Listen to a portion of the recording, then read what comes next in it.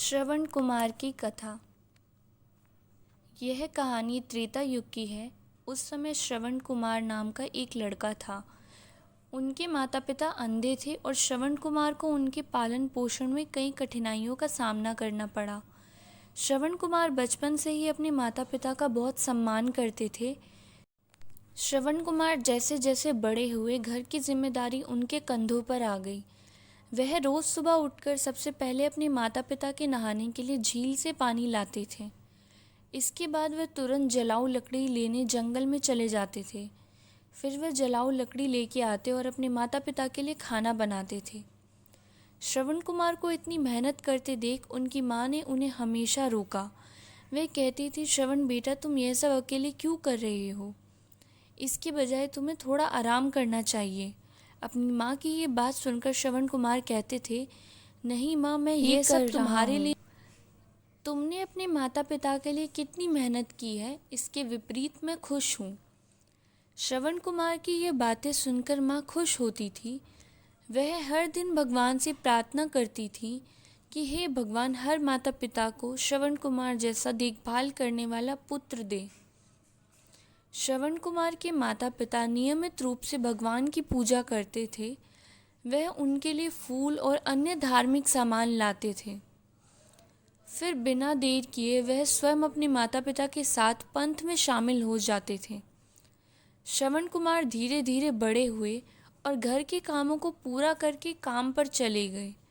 एक दिन जब श्रवण कुमार अपने माता पिता के साथ बैठे थे तो उन्होंने श्रवण कुमार से कहा, बेटा, तुमने हमारी सभी इच्छाएं पूरी की हैं।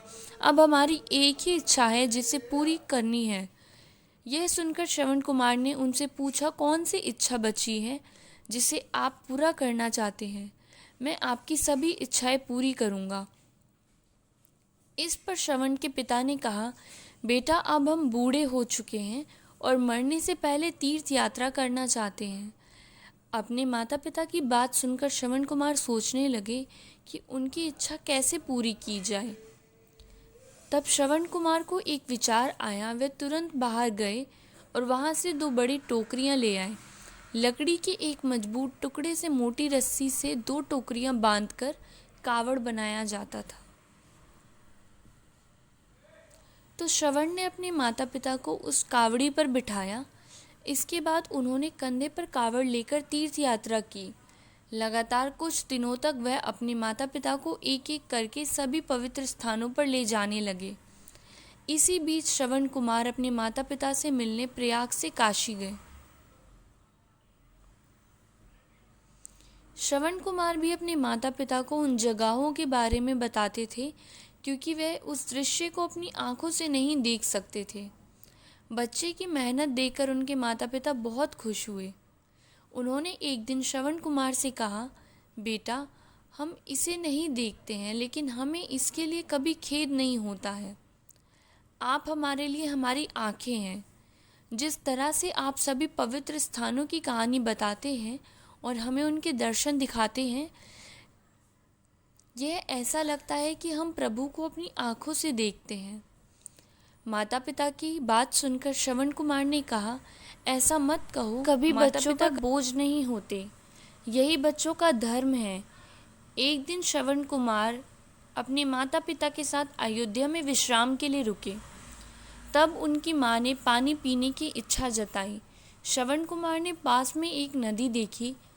उन्होंने अपने माता पिता से कहा, आप दोनों यहाँ आराम करो, मैं आप लोगों के लिए पानी लेकर आता हूँ। नदी के पास आकर श्रवण कुमार पानी भरने लगे।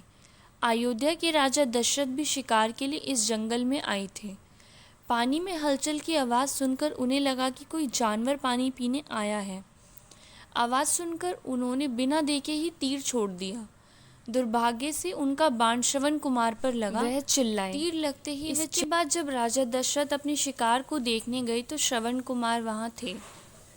वह तुरंत श्रवण कुमार के पास पहुंचे और कहा, मैंने बहुत बड़ी गलती की है, मुझे खेद है, मुझे नहीं पता था कि यहाँ एक आदमी होगा।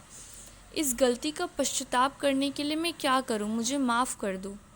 तब श्रवण कुमार ने कहा, मेरे माता पिता यहाँ से थोड़ी दूरी पर जंगल में बैठे हैं, वह बहुत प्यासे हैं, आप उन्हें यह पानी पिला दे और उनसे मेरे बारे में कुछ मत कहिएगा। इतना कहकर श्रवण कुमार की मृत्यु हो गई। श्रवण कुमार की मृत्यु से राजा दशरथ स्तब्ध रह गए। राजा दशरथ श्रवण कुमार के माता पिता के पास पानी लेकर पहुँचे। जैसे कि श्रवण कुमार ने उन्हें बताया था, श्रवण कुमार के माता पिता अपने बेटे की आवाज़ अच्छी तरह जानते थे। जब राजा दशरथ उनके पास पहुँचे तो उन्होंने आश्चर्य से पूछा, आप कौन हैं और हमारे श्रवण को क्या हुआ? श्रवण क्यों नहीं आया है? राजा दशरथ उनके प्रश्नों का उत्तर नहीं दे सके। तब श्रवण की माँ ने चिंतित स्वर में कहा कि तुम मुझे क्यों नहीं बता रहे कि तुम कौन हो और मेरा बेटा कहाँ है? श्रवण कुमार की माता की चिंता देखकर राजा दशरथ ने कहा, माँ मुझे क्षमा कर दो। मैंने जो तीर शिकार के लिए छोड़ा था वह सीधा तुम्हारे पुत्र श्रवण के पास गया। उसने मुझे तुम्हारे बारे में बताया, इसलिए मैं पानी ले आया। यह कहकर राजा दशरथ शांत हो गए। राजा दशरथ की बात सुनकर श्रवण की माता ज़ोर ज़ोर से रोने लगी। उनमें से किसी ने भी राजा दशरथ द्वारा अपने पुत्र की मृत्यु का शोक मनाने के लिए लाए गए जल को नहीं छुआ। तब श्रवण के पिता ने राजा दशरथ को श्राप दिया कि उनके कारण उन्हें भी अपने पुत्र का साथ छोड़ना पड़ेगा। जल्द ही श्रवण के माता पिता की भी मृत्यु हो गई। कहा जाता है कि श्रवण कुमार के माता पिता के श्राप के कारण राजा दशरथ को अपने पुत्र राम से दूर रहना पड़ा था। राजा दशरथ के इस श्राप को पूरा करने के लिए भगवान राम को 14 साल के वनवास में जाना पड़ा, इसलिए कैकेयी दशरथ की पत्नी बनी। श्रवण के पिता की तरह राजा दशरथ भी अपने पुत्र से दूर नहीं रह सके और उन्होंने अपने प्राण त्याग दिए।